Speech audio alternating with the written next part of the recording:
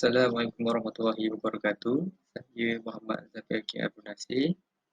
Saya dan kumpulan saya akan membentangkan tentang mini research skill group report, iaitu daripada subjek Educational Psychology. Ini merupakan ahli kumpulan saya yang pertama Muhammad Syami Imran bin Syukri, yang kedua Muhammad Nur Ishraf bin Muhammad Desa, yang ketiga Muhammad Nur Daniel bin Rahman, dan yang terakhir sekali Muhammad Ashraf bin Abdul Aziz. Saya akan menerangkan tentang pengenalan kajian kami. Pilihan tajuk untuk kajian kami ialah pengurusan kelas yang dilakukan pada Sekolah Kebangsaan Seri Pulai Perdana. Apa itu pengurusan kelas? Pengurusan kelas ialah guru dan pihak sekolah mewujudkan dan mengekalkan kelakuan yang positif dalam kalangan pelajar. 3 aspek yang ditekankan dalam kajian kami. Yang pertama, susunan fizikal di dalam kelas. Yang kedua, prosedur kelas. Dan yang ketiga, peraturan di dalam kelas. Bismillahirrahmanirrahim. Assalamualaikum warahmatullahi wabarakatuh. Saya akan menerangkan mengenai tujuan kajian ini dilakukan. Tujuan kajian ini dilakukan ialah untuk menganalisa pengaruh perkembangan pelajar dari segi tingkah laku, kognitif, pembelajaran konstruktivisme dan humanistik. Apa itu kognitif? Kognitif ialah berkaitan dengan proses memperoleh pengetahuan melalui maklumat yang diterima oleh persekitaran dan pembelajaran. Untuk konstruktivisme pula, konstruktivisme bermaksud adalah satu fahaman bahawa pelajar membina sendiri pengetahuan atau konsep secara aktif berdasarkan pengetahuan dan pengalaman sedia ada. Dalam proses ini, pelajar akan menyesuaikan pengetahuan yang diterima dengan pengetahuan sedia ada untuk membina pengetahuan baru. Manakala humanistik pula merupakan sebagai suatu pendirian falsafah dan etika yang menekankan nilai dan tindakan manusia. Seterusnya saya akan masuk untuk topik metodologi. Bermula dengan pengenalan, dipetik daripada Osman Mohamed 2001, metodologi merupakan prosedur yang sistematik untuk menggabungkan penyesuaian pendekatan kajian serta analisis data yang sealiran dengan peraturan tersendiri. Ini adalah untuk memastikan prestasi kajian dapat dicapai dengan baik dan sempurna. Sehubungan dengan itu, metodologi kajian ini adalah meliputi dari segi cara, kaedah dan pendekatan yang digunakan untuk mencapai objektif dan matlamat kajian. Metodologi kajian menjadikan kajian yang dijalankan lebih bersistematik dan perjalanan kajian akan lebih terarah dalam mencapai objektif. Bab ini juga akan menjelaskan metodologi kajian yang digunakan dalam kajian sepanjang proses dijalankan. Kami telah merancang dengan teratur metodologi kajian dan strategi-strategi yang digunakan untuk mendapatkan maklumat dan data melalui kaedah-kaedah tertentu. Seterusnya ialah reka bentuk metodologi. Pertama sekali ialah kepentingan reka bentuk metodologi. Kepentingan reka bentuk kajian adalah untuk membantu kami menjalankan kajian dengan lebih teratur. Pada peringkat permulaan kajian, data-data yang berkaitan dengan tajuk kajian telah dikumpul dan dianalisis oleh kami. Antara kaedah pengumpulan data yang digunakan ialah kaedah soal selidik. Sebelum kajian dijalankan, perkara seperti latar belakang, objektif, kepentingan kajian telah dikenal pasti terlebih dahulu. Soal selidik atau lebih dikenali dengan istilah survey adalah satu set soalan atau item dalam bentuk tulisan ia merupakan satu alat yang dibentuk secara khusus untuk mengumpul maklumat bagi tujuan analisis yang dapat menjawab persoalan kajian. Bidang perniagaan dan bidang pendidikan ialah antara dua bidang yang kerap menggunakan borang soal selidik untuk mengkaji maklumat. Senarai soalan telah disiapkan terlebih dahulu dan diberikan kepada guru sekolah dan pelajar. Berdasarkan kajian kami, seramai 5 orang guru telah menjawab borang soal selidik, iaitu guru-guru tersebut terdiri daripada guru yang mempunyai pengalaman mengajar lebih daripada 10 tahun. Dan juga pentadbir sekolah turut menjawab survey yang kami berikan. Juga 15 pelajar telah mengisi borang soal selidik tersebut. Part metodologi yang seterusnya ialah pemilihan lokasi. Kajian kami dijalankan di Sekolah Kebangsaan Seri Pulai Perdana Skudai. Sekolah ini merupakan salah satu daripada sekolah harian biasa dan sekolah ini juga dipilih sebagai lokasi kajian berikutan dengan pencapaian disiplinnya yang bagus. Yang seterusnya, deskripsi mengumpul data. Soal sidik yang berbentuk Google Form telah kami buat dan soalan-soalan yang terkandung di dalam borang soal sidik itu merangkumi tentang perasaan guru. Borang soal sidik perlu dijawab secara subjektif untuk lebih khusus dan guru sekolah tersebut amat memberi kerjasama dengan menjawab semua soalan yang diberi. Jadi untuk dapatan, kami menggunakan teori tingkah laku, behavioral theory. Teori tingkah laku setiap rangsangan menimbulkan tindak balas dan pembelajaran yang berlaku akibat kaitan dengan rangsangan dan gerak balas. Kami ada dua pelaziman iaitu pelaziman klasik dan pelaziman operan. Pelaziman klasik menyatakan bahawa tingkah laku dihasilkan daripada perlakuan tindak balas terhadap suatu rangsangan. Pelaziman operan ini pula adalah tingkah laku boleh dilatih melalui sistem ganjaran dan hukuman.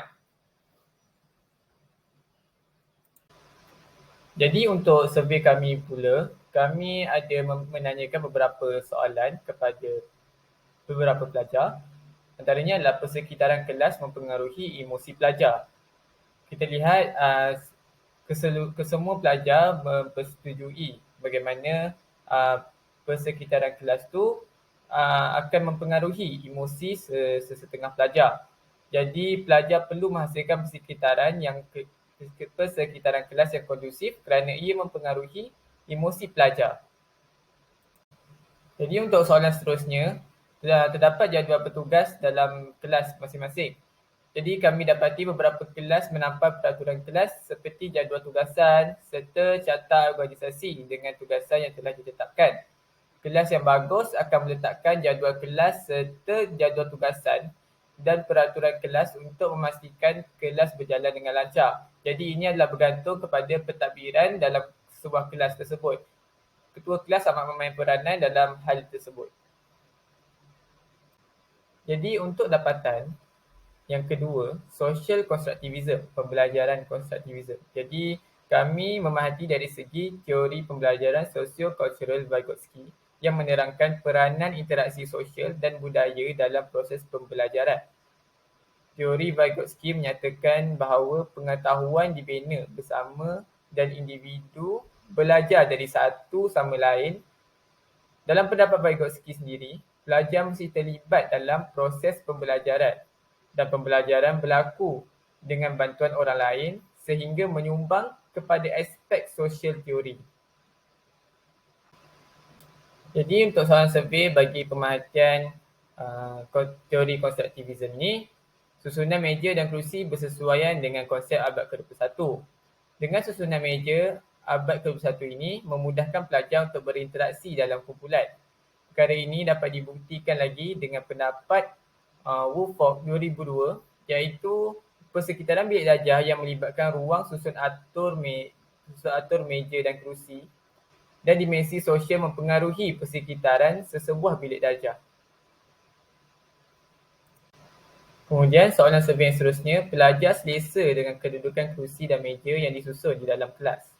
Semua pelajar bersetuju dengan soalan yang diberikan serta menerangkan tentang keselesaan dengan kedudukan kerusi dan meja di dalam kelas untuk mengekalkan sekitaran pembelajaran yang positif dan produktif.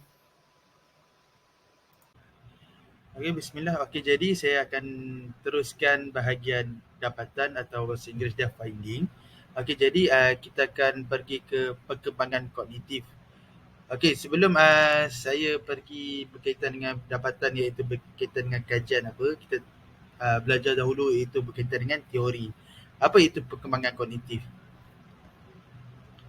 Okey, perkembangan kognitif ialah aspek penting dalam pertumbuhan dan perkembangan manusia.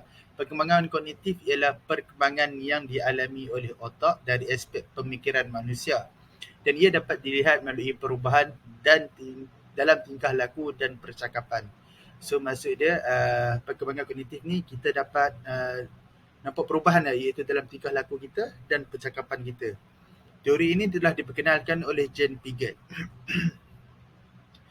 Okay, beliau merupakan ahli psikologi kanak-kanak yang terkenal. Piaget telah menjalankan banyak kajian tentang bagaimana individu memproses maklumat dan mengemukakan pendapat tentang perkembangan kognitif manusia dalam bentuk tahap demi tahap. Okay, so Jean Piaget ni dia buat satu macam kajian, so tapi dia buat bahagi pada banyak tahap. Okay, saya akan ceritakan apa yang tahap itu. Oleh itu, teori pengembangan kognitif ini juga dikenali sebagai teori tahap. Dari kajian dan pemerhatiannya, Piaget mendapati bahawa kanak-kanak adalah berbeza dan berubah mengikut Piaget telah membahagikan kepada 4 peringkat yang saya sebut tadi, iaitu peringkat yang pertama ialah deriah motor dari umur dari lahir ke 2 tahun, iaitu peringkat praoperasi iaitu dari 2 hingga 7 tahun, peringkat operasi konkret 7 hingga 12 tahun dan peringkat formal selepas 12 tahun. Okey, teori pembelajaran kognitif berkaitan dengan cara minda memproses maklumat. Piaget merupakan metodologi kajian klinikal semasa mengkaji proses kognitif anak-anaknya iaitu melibatkan perhatian intensif pada mereka pada tiap-tiap hari sejak dari lahir hingga dalam persekitaran semula jadi. So maksud dia, Jean Piaget ni dia tengok, dia buat kajian itu berdasarkan anak-anak dia. So dia kaji daripada dia lahir hingga dia umur sehingga 12 tahun. So dia tengok dari situ proses sebab tu dia dapat kajian itu. Okey, beliau berpendapat kanak-kanak lahir dengan tingkah laku refleks iaitu menangis dari 0 hingga 2 tahun, 0 hingga 2 tahun iaitu menangis, menghisap dan mengapai. Berkembang kepada tingkah laku bermatlamat.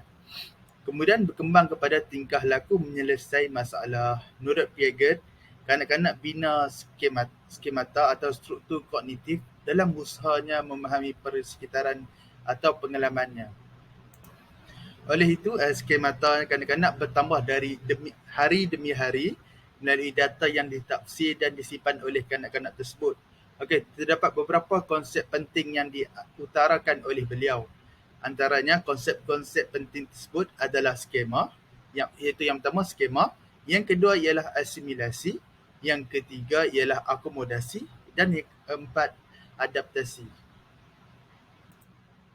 Okey, jadi saya akan terangkan apa iaitu 4 yang dia telah kajian itu. Okey, yang pertama saya akan terangkan dengan iaitu skema. Okey, tahap pertama ialah skema. Skema merujuk kepada potensi yang ada di dalam diri manusia untuk melakukan sesuatu dengan cara tertentu dan merupakan model tingkah laku asas individu yang ditonjolkan semasa proses pengubahsuaian diri dalam alam sekitar. Ia dirujuk kepada sebagai kebolehan atau pengalaman individu sendiri berdasarkan syarat-syarat yang diwarisi. Mengikut Piaget, perubahan skema kanak-kanak ini hasil yang diperoleh daripada pembelajaran. So, perubahan kanak-kanak ini dia lihat daripada pembelajaran dia. Contohnya, sewaktu dilahirkan, saya bagi contoh dia, dia dilahirkan, bayi telah dilengkapkan dengan beberapa gerakan pantulan yang dikenali sebagai skema seperti gerakan menghisap, memandang, mencapai sesuatu benda, merasa memegang serta menggerakkan tangan dan kaki. Bagi gerakan memegang, kandungan skemanya adalah memegang benda yang tidak menyakitkan. Okey, jadi skema yang ada pada bayi akan menentukan bagaimana bayi bertindak balas dengan persekitarannya. Okey, yang kedua ialah asimilasi atau bahasa Inggeris dia assimilation. Okey, tahap kedua ialah asimilasi. Asimilasi merupakan satu proses penyesuaian antara objek yang baru diperolehi dengan skema yang sedia ada. Proses asimilasi yang berlaku membolehkan manusia mengikuti sesuatu modifikasi skema hasil daripada pengalaman yang baru diperolehi. Okey, sebagai contoh saya bagi, seorang kanak-kanak yang baru pertama kali melihat sebiji apple. Okey, kanak-kanak tersebut akan menggunakan skema memegang, iaitu dia akan memegang buah apple itu dan sekaligus dia akan merasa dia. Melalui kanak-kanak tersebut, dia akan mendapat pengetahuan yang baru baginya berkenaan sebiji apple. So dari situlah yang akan dapat asimilasi. Okey, seterusnya saya akan terangkan akomodasi atau bahasa Inggeris dia accommodation. Okey, akomodasi ialah merupakan suatu proses di mana struktur kognitif mengalami perubahan. Akomodasi berfungsi apabila skema tidak dapat mengasimilasi atau lebih bahasa saintifik dia menyesuaikan persekitaran baru yang belum lagi berada dalam perolehan kognitif kanak-kanak. Okey, Jane Piaget ni dia menganggap perubahan ini sebagai satu proses pembelajaran. Contoh dia yang saya boleh bagi, kanak-kanak berumur 2 tahun yang tidak ditunjukkan magnet atau menyatukan objek baru ke dalam skemanya dan mewujudkan penyelesaian konsep terhadap magnet itu. Okey, dia bagi magnet, lepas tu dia satukan. So dari situ dia dapat proses pembelajaran dia. Okey, jadi yang terakhir ialah adaptasi atau bahasa Inggeris dia adaptation. Okey, konsep terakhir adaptasi merupakan satu keadaan di mana wujud keseimbangan di antara akomodasi, asimilasi untuk disesuaikan dengan persekitaran. So adaptasi ni ialah gabungan di antara akomodasi dan asimilasi. Dia untuk kita mewujudkan persekitaran lah, kira macam nak gabungkan. So keadaan keseimbangan akan wujud apabila kanak-kanak mempunyai kecenderungan sejadi untuk mencipta hubungan apa yang dipelajari dengan kehendak persekitaran. Jane Piaget mendapati kemampuan mental manusia muncul di tahap tertentu dalam proses pengembangan yang dilalui. Okey, jadi Jane Piaget ni dia mengikut dia perubahan daripada satu peringkat ke satu peringkat seterusnya hanya akan berlaku apabila kanak-kanak mencapai tahap kematangan yang sesuai dan terdedah kepada pengalaman yang relevan. So konklusi yang saya dapat sampaikan melalui perkembangan kognitif ni ialah kanak-kanak ini dia akan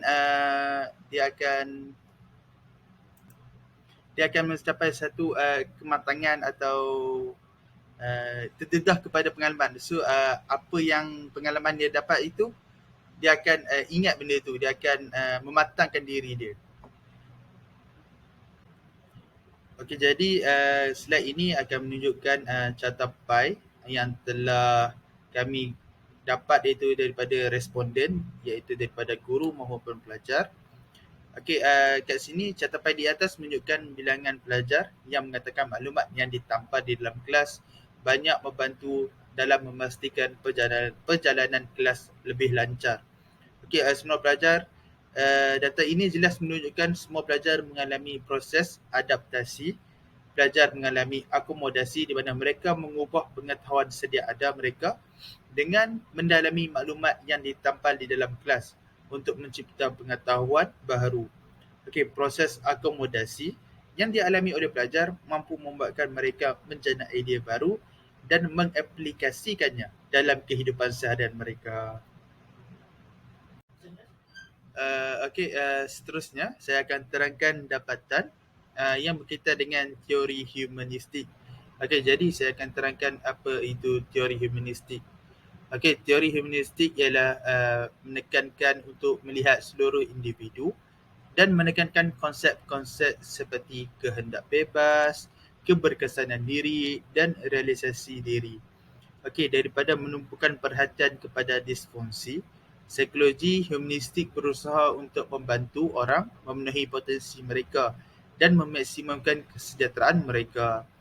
Okey, psikologi humanistik juga sering dirujuk sebagai humanisme, muncul pada tahun 1950-an. Okey, sebagai reaksi terhadap psikoanalisis dan behaviorisme yang menguasai psikologi pada masa itu. Okey, teori belajar humanistik merupakan salah satu teori yang dapat diterapkan oleh guru pintar. Teori humanistik menyatakan bahawa manusia berhak mengenali dirinya sendiri sebagai langkah untuk belajar. So, teori ini dia kata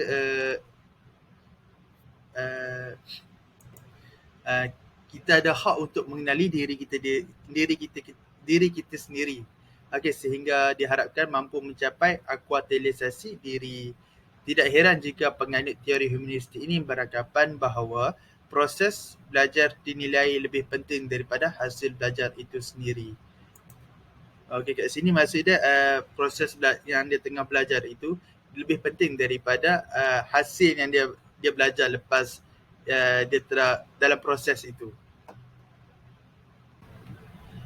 Okey, jadi slide ini menunjukkan bahawa peratus yang telah kami jalankan iaitu melalui Google Form telah edarkan kepada guru maupun murid. Okey, dari sini kita dapat lihat semua pelajar bersetuju bahawa sistem bilangan pelajar perlu sesuai supaya tidak terlalu padat di dalam kelas. Salah satu daripada tahap di dalam Maslow Hierarchy of Need ialah keperluan sekuriti dan keselamatan. Dengan bilangan pelajar yang sesuai, pelajar dapat belajar dalam keadaan yang selesa dan dapat menumpukan sepenuh perhatian terhadap pengajaran yang diajar oleh guru. Ini juga akan membuatkan mereka berasa selamat untuk belajar di dalam kelas tanpa ada kerisauan terhadap keselamatan mereka. Okey, sekiranya bilangan pelajar terlalu padat di dalam kelas, maka pelajar akan merasa gelisah dengan keadaan sekeliling. Jadi tumpuan para pelajar juga terhadap pengajaran yang diajar oleh guru agak terganggu di situ. Antara kesimpulan atau penutup yang kami dapat simpulkan adalah pembelajaran daripada hasil kajian, iaitu kami dapat melakukan kajian menerusi Google Form dan teori-teori yang kami pelajari dapat dikaitkan dengan dapatan tersebut. Seterusnya, bekerja secara berkumpulan, iaitu kami bekerja secara kumpulan dengan membuat perbincangan, melakukan pertemuan di offline ataupun online. Dan yang ketiga adalah pengalaman. Ini merupakan pengalaman baru bagi kami semua untuk menghasilkan sebuah kajian dan mempelajari bagaimana kajian itu dilakukan. Dan pengalaman ini boleh kami semua implikasikan pada masa akan datang. Sekian, ini sahaja daripada perbincangan kami. Terima kasih.